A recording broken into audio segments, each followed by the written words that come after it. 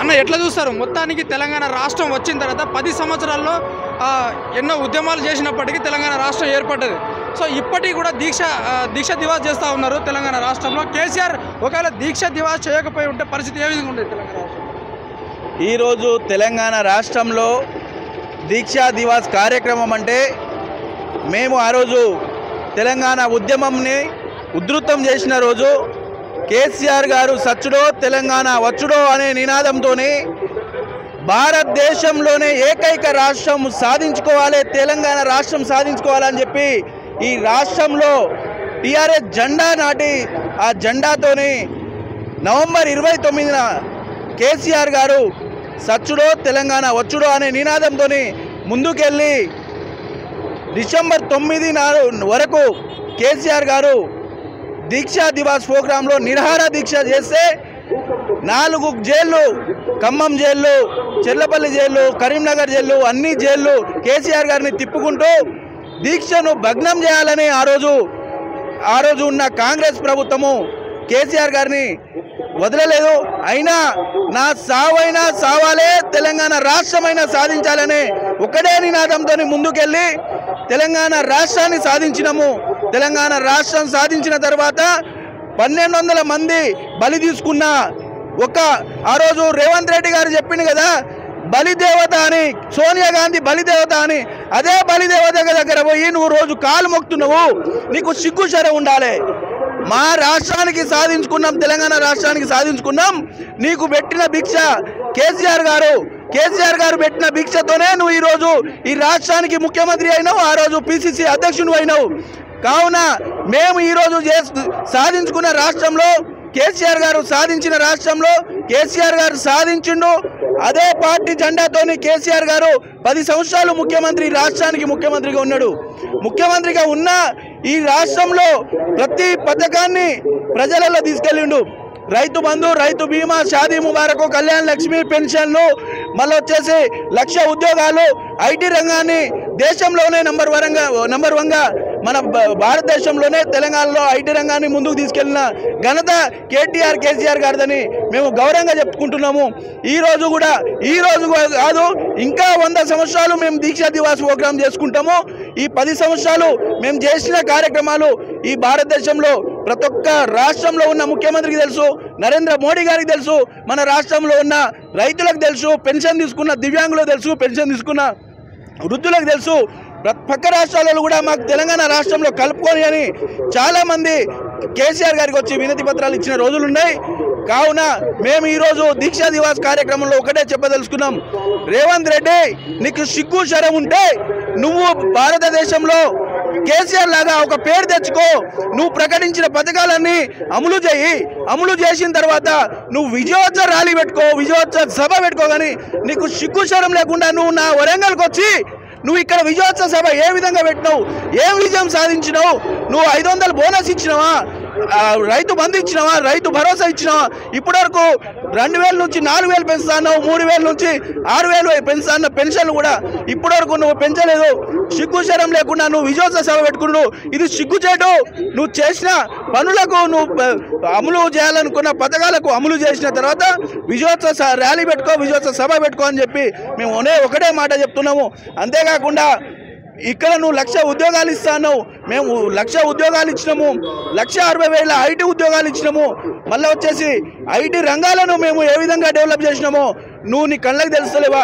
నువ్వు రాగానే ఇక్కడ ఉన్న 40-50 ఐటీ రంగ కంపెనీలన్నీ పక్క రాష్ట్రాలలో పోయినాయి, ఆంధ్రాకు పోయినాయి, మహారాష్ట్రకు పోయినాయి. నువ్వు ఏం చేస్తున్నావు అని చెప్పి ఒకటే ప్రశ్నిస్తున్నాము. అంతేకాకుండా నువ్వు రైతులకు ఇవ్వాలనుకున్న బోనస్ ఎంత తొందరగా ప్రకటిస్తే నీకు రైతులు మెచ్చుకుంటారు. లేకపోతే నువ్వు ఏ ఊరికి పోయినా కూడా నీకు చెప్పులు ఇసిరేసుడు, కోడిగుడ్డులు ఇసిరేసుడు ఖాయమని చెప్పి నేను సవాల్ ఇస్తున్నా. రాష్ట్రం వచ్చిన తర్వాత కేసీఆర్ కుటుంబంలోనే కొలువులు వచ్చినాయంటే ఏమని చెప్తున్నారు? ఏమొచ్చినాయండి? కేసీఆర్ గారు ఎక్కడున్నారు? కేసీఆర్ గారు ఏం చేస్తున్నారు? ఆయన మౌనంగా ఉన్నాడంటే ఈరోజు అగ్నిగుండం పేలుతుంది. జనవరి నుండి కేసీఆర్ బయటికి వస్తే రేవంత్ రెడ్డి అనేటువంటి రోడ్డు మీద తిరగడానికి కూడా సత్తా లేదు. కాబట్టి ఈరోజు నువ్వు ఏ పని కావాలన్నా నువ్వు ఢిల్లీకి పోతున్నావు. సిగ్గుశరం ఉంటే నువ్వు ఇక్కడ అమలు చేయి, నీ మంత్రుల కేబినెట్లో అమలు చేయి. ఢిల్లీలో ఏం పని ఉందా భయ్ నీకు? నువ్వు ఒక ముఖ్యమంత్రివి, రాష్ట్రానికి నువ్వు బాసువి. సుప్రీం నువ్వే. నువ్వు ఢిల్లీలో పోయి సోనియా గాంధీ రాహుల్ గాంధీ కాళ్ళు మొత్తుకుతే రాష్ట్రంలో ఏం పనులు అవుతాయి? కేసీఆర్ మౌనంగా ఉన్నాడంటే ఏదో అయిపోయింది, టీఆర్ఎస్ పార్టీ అయిపోయింది అనుకుంటున్నావా?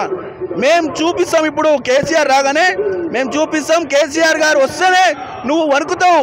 ఆల్రెడీ వణుకుతున్నావు. కేసీఆర్ వస్తున్నాడంటే నువ్వు ఢిల్లీకి 100 సార్లు పారిపోయి వస్తున్నావు. జాగ్రత్త బిడ్డ. కేసీఆర్ గురించి ఇంకోసారి నువ్వు పిచ్చిగా మాట్లాడితే ఖబర్దార్. కేసీఆర్ గారు వచ్చిన తర్వాత అసెంబ్లీలో నువ్వు వణుకుంటా అసెంబ్లీలో ప్రసంగించాలని మేము సవాల్ ఇస్తున్నాం. 1200 మంది బలిదానాలు అయ్యారు కదా తెలంగాణ రాష్ట్రంలో.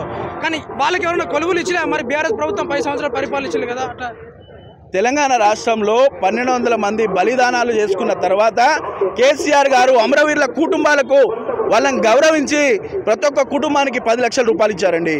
ప్రతి ఒక్క కుటుంబానికి వాళ్ళ ఇంట్లో ఒకరికి గవర్నమెంట్ ఉద్యోగం ఇచ్చారు. ఎక్కడ ఇవ్వలేదండి? ఒకరు చూపించండి. వాస్తవంగా ప్రతి ఉద్యోగి ఇప్పుడు అమరవీరుల కుటుంబంలో ప్రతి ఉద్యోగి ఈరోజు విఆర్ఏనో చేస్తున్నారు. 100% ప్రతి ఇంట్లో ఉద్యోగం ఇచ్చారు. వాళ్ళకి 10 లక్షల రూపాయలు ఇచ్చారు. ఇల్లు కట్టుకోవడానికి వాళ్ళకి ఆర్థిక సాయం చేశారు.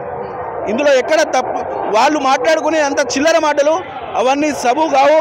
కాబట్టి ఈ మాటలను ఎన్నిసార్లు నువ్వు విమర్శించినా కూడా ఎక్కడ పోయినా కూడా కేసీఆర్ పేరు తప్ప ఇంకో పేరు ఉండదు ఈ రాష్ట్రంలో అని చెప్తున్నాను. ఉమ్మడి రాష్ట్రం ఉండుంటే ఒకవేళ ఇంత అభివృద్ధి అయ్యేదా అంటే? ఉమ్మడి ఆంధ్రప్రదేశ్ రాష్ట్రం ఉన్నప్పుడు తెలంగాణ రాష్ట్రంలో మన ఉద్యోగాలు ఎటుపోయినాయి, మన నీళ్లు ఎటుపోయినాయి, మన నిధులు ఎటుపోయినాయి? అవన్నీ లేకనే కదా మనం తెలంగాణ రాష్ట్రాన్ని సాధించుకున్నాము. తెలంగాణ రాష్ట్రం సాధించుకున్నగా మన నీళ్లు మనకు వచ్చినాయి. ఈరోజు దేశంలోనే నెంబర్ 1 కరెంట్ ఇస్తున్నాం. నీళ్లు ఉంటేనే కదా మనం కరెంట్ ఇచ్చేది. దేశంలోనే నెంబర్ 1గా మనం కరెంట్ ఇస్తున్నాం. మన దగ్గర అన్ని ప్రాజెక్టులు ఉన్నాయి.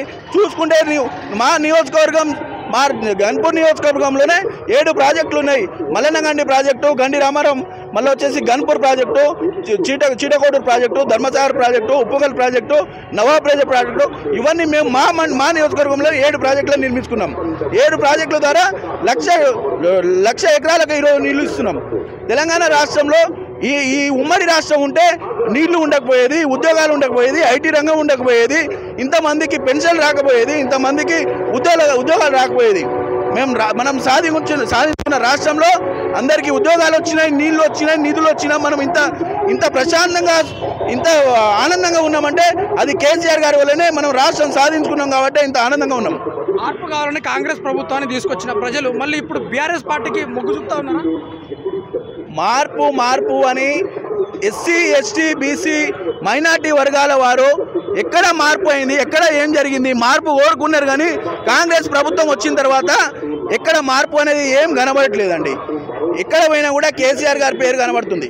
కేసీఆర్ చేసిన పథకాలు గుర్తుకొస్తున్నాయి. కేసీఆర్ ఇచ్చిన రైతు బంధు గుర్తుకొస్తుంది. కేసీఆర్ ఇచ్చిన రైతు భరోసా ఏ విధంగా ఇచ్చిండు ఏంటిది? చనిపోయిన కుటుంబానికి 5 లక్షల రూపాయలు ఇచ్చారండి. ఇంట్లో రైతు ఒక చనిపోతే 5 లక్షల కుటుంబం ఇచ్చారు. వాళ్ళ ఇంట్లో బిడ్డ పెళ్లి చేసుకుంటే 1 లక్ష రూపాయలు ఇచ్చారు. ప్రతి నెల 2000 పెన్షన్లు, 3000 పెన్షన్లు ఇచ్చారు. రైతులకు రైతు బంధు 6 నెలల లోపు రైతు బంధు ఇచ్చారు. ఇంకేం తక్కువ చేశారు? మార్పు కోరుకున్నారు. మార్పు కోరుకున్న వాళ్ళే ఈరోజు చెప్పులు విసిరేస్తున్నారు, ఉల్లిగడ్డలు విసిరేస్తున్నారు. మొన్న వస్తే అడ్డుకున్నారు. రేవంత్ రెడ్డిని అడ్డుకున్నారు కదా. ఎంతమంది సొంతంగా ఆయన నియోజకవర్గంలో పోయి నేను మార్పు చేసినా కదా, నా నియోజకవర్గానికి ఏం చేసినా అని చూపించుకోమను. కొడంగల్లో ఏం చేస్తున్నాడో కనబడుతుంది కదా. మన గిరిజన నాయకులను, మన గిరిజన లంబాడి రైతులను ఈరోజు ఏ విధంగా జైలుకు పాలవుతున్నారు? ఎందుకు కొట్టిస్తున్నారు? జైల్లో ఇప్పుడు దగ్గర 15 రోజులు అవుతుంది జైల్లో ఉన్నారు. రేవంత్ రెడ్డి చేసిన పాలన ఏ విధంగా ఉంది? గిరిజన నాయకులను, గిరిజన రైతులకు మొత్తం అందరినీ జైలు పాలు చేసిండు కదా. దేనికి చేశాడు? ఎక్కడ మార్పు కనబడుతుంది? ప్రజల్లో బీఆర్ఎస్ నాయకులు తిరుగుతూ ఉంటే ప్రజలు ఆదరిస్తున్నారన్న? ప్రజలు ఆదరిస్తున్నారు, కడుపులో పెట్టుకుంటున్నారు, దండం పెడుతున్నారు, ఏడుస్తున్నారు. రైతులు ఏడుస్తున్నారు, నాయకులు ఏడుస్తున్నారు.